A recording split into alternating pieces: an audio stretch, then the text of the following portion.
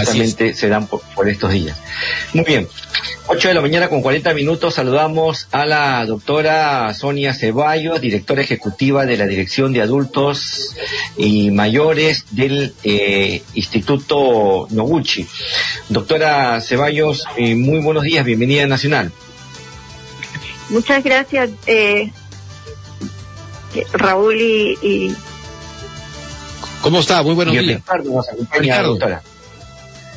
Muy buenos días. Sí. Muchas gracias por la entrevista. Gracias, gracias también a usted por atendernos. Doctora, usted que es psiquiatra, y ¿cuál es lo que podría pasar con los niños y los adultos de la tercera edad en estos días de cuarentena? ¿Ellos podrían tener un impacto en su conducta? ¿Cuál es la recomendación que usted le daría a las familias con respecto a estas personas? Sí, justo hemos visto en los pacientes aquí en el instituto y en general que los adultos mayores, tanto los adultos mayores como los niños, el problema principal es la ansiedad que esto genera. Muchas veces incluso incrementan las conductas de limpieza, de desinfección, el temor a contagiarse, sobre todo en adultos mayores. El temor es grande, muchas veces los lleva incluso a estar más recluidos. Entonces, la principal recomendación es evitar estar tan inmersos en las noticias. O sea, está bien que nosotros podamos mantenernos informados, pero no es para eso necesario estar todo el día o constantemente escuchando sobre todo las malas noticias, ¿no? Escuchando las muertes, escuchando las infecciones y todo esto. El temor principal de los adultos mayores es enfermarse, no encontrar camas, y eso incrementa sus niveles de ansiedad a punto que muchas veces ya requieren una atención especializada. Lo principal es no involucrarnos tanto en la parte, diríamos, más dolorosa, más dramática. Correcto. De esta pandemia.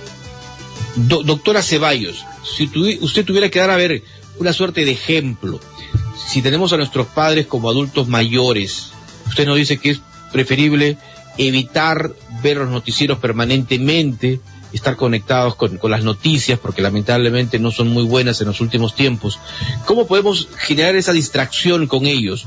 ¿Cómo podemos interactuar? No sé si con algún tipo de juegos lúdicos, la conversación, películas. A ver, explíquenos usted un poquito en ejemplos. Claro, hay muchas formas de distraerlos, tanto a los niños como a los adultos mayores. Como tú dices, ver películas tal vez en familia, conversarlas, comentarlas, ver qué aprendimos o ver qué cosa positiva podemos sacar de esta película. Siempre podemos sacar algo positivo, alguna herramienta para regularnos nosotros mismos y a enseñarles de esa manera a los niños, sobre todo, a encontrar esa fortaleza y esa capacidad de superar los obstáculos, aún sean grandes. Jugar juegos de mesa también es una buena estrategia. Conversar, entender que todo lo que empieza, termina. Y esto también va a tener un fin. Y que de esta pandemia, que es una crisis, vamos a salir fortalecidos, vamos a salir juntos y vamos a salir adelante. es importante que nuestros mensajes sean positivos. Eso es fundamental, mensajes positivos y de aliento, ¿no? Creo que por ahí, porque si nosotros llegamos a casa del trabajo o de visita eventual, porque ahora estamos con esta restricción, tenemos que llevarle esos mensajes, o en el teléfono, esos mensajes de aliento, y no hablar, digamos, de las desgracias o lo negativo que está ocurriendo en el mundo, ¿no? Así es, nosotros sabemos lo que está ocurriendo y podemos filtrarlo, pero para eso también nosotros mismos tenemos que creer en eso. Sabemos que esto es una crisis, y como toda crisis, cuando se resuelve, porque toda crisis tiene un final, se resuelve para hacernos más fuertes, más resilientes. Y es eso en lo que nosotros, creo, en este momento tenemos que enfocarnos, en la resiliencia. La resiliencia, que es esa capacidad que tenemos todas las personas de enfrentar una catástrofe, un desastre, y sacar una experiencia positiva de eso. Emplear nuestras herramientas, emplear las herramientas de soporte social, hacerles saber a las personas que no están solas, porque ninguno de nosotros está solo. A pesar de que podamos físicamente estar solos, sentirnos solos, no estamos solos. Doctora, ¿y cuáles son las palabras o las frases de aliento que podemos utilizar cuando notamos que algún miembro de la familia está muy angustiado, su conducta ha cambiado, se encierra en el cuarto? ¿Cómo podemos actuar en este caso? Mostrando un poco de empatía. La empatía es, muchas veces escuchamos, la empatía es ponerse en sus zapatos, pero no es solo eso. Podemos acercarnos a esta persona y decirle: yo entiendo tu dolor, yo sé que estás sufriendo, yo sé que esto te está molestando, y a veces yo también me siento así, y acompañarlo. Y comenzar ahí en base a lo que él está sintiendo, hacerlo que nos cuente un poquito lo que está pasando. Muchas veces nos va a contar su temor y validarlo. Decirle: yo también me he sentido así en alguna vez, en algún momento, pero todo tiene un final, esto va a terminar, y de acuerdo a lo que nos diga, poder darle el mensaje positivo, tratar de dar la vuelta a esa situación. Por ejemplo, si nos dice: si yo me enfermo, yo sé que no va a haber camas UCI, yo sé que no hay oxígeno, entonces decirle: pero todos nos estamos cuidando en la casa, no te preocupes, nosotros nos cuidamos por ti. A ver, no sé si este ejemplo podría ser también importante en este de partir con los adultos mayores, padres, tíos, con el entorno, los abuelos, llevarlos un poco quizás a sus épocas, ¿no? Con la música digamos, boleros, ¿no? Rancheras, Claro. Músicas en las cuales ellos disfrutaron, mambo.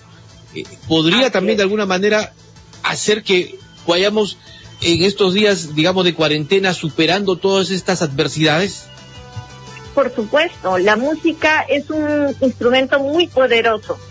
Es un instrumento, o sea, la música nos cambia un poco la vibración, la frecuencia en la que estamos. Estamos tristes, estamos como vibrando bajo. La música nos eleva. Dependiendo de la música, obviamente hay que escoger música que sea bastante positiva, que sea alegre, que nos transmita un mensaje de aliento, y eso de alguna forma va cambiando también la vibración.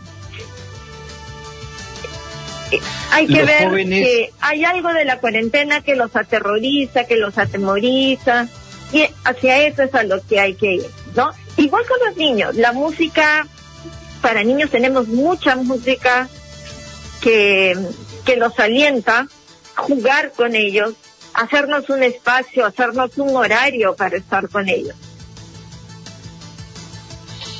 Los jóvenes lamentan, doctora, que con la pandemia prácticamente ya no pueden hacer planes como se hacía en la normalidad, ¿no? Con temas universitarios, temas de vacaciones, temas de fiesta de promoción. De alguna manera ha tenido un impacto en ellos. ¿Cómo conversarles, cómo decirles que este es un tema que escapa al control, a nuestro manejo? Así, es un tema que escapa a nuestro control, escapa a nuestro manejo. Nosotros quisiéramos que fuera diferente, pero incentivarlos también a que el distanciamiento físico no necesariamente es un distanciamiento social. Podemos emplear las redes para poder darnos también conjuntamente mensajes de aliento. Existen herramientas como el Skype, como el Zoom, como el Meet. Hay muchísimas herramientas en las cuales los chicos pueden conectarse entre sí. Y tenemos que normalizar también de alguna manera este tipo de interacción. A pesar de que estamos delante de una pantalla y conversando con un monitor, yo estoy conversando contigo y tú estás conversando conmigo. Hay una interacción. Correcto. Muy bien. Doctora Sonia Ceballos, muchísimas gracias. Muy amable por estar esta mañana hablando sobre todo sobre cómo interactuar en estos días de pandemia con los adultos mayores. Muchísimas gracias. Muy buenos días. Muy buenos días. Gracias a ustedes. Bien, perfecto. Muchas gracias, Ricardo. Conversábamos con la doctora Sonia Ceballos, directora ejecutiva de la Dirección de Adultos y Adultos Mayores del Instituto Nacional de Salud Mental. 8 de la mañana con 52 minutos, nos tenemos que ir, Ricardo. Solo antes de ir...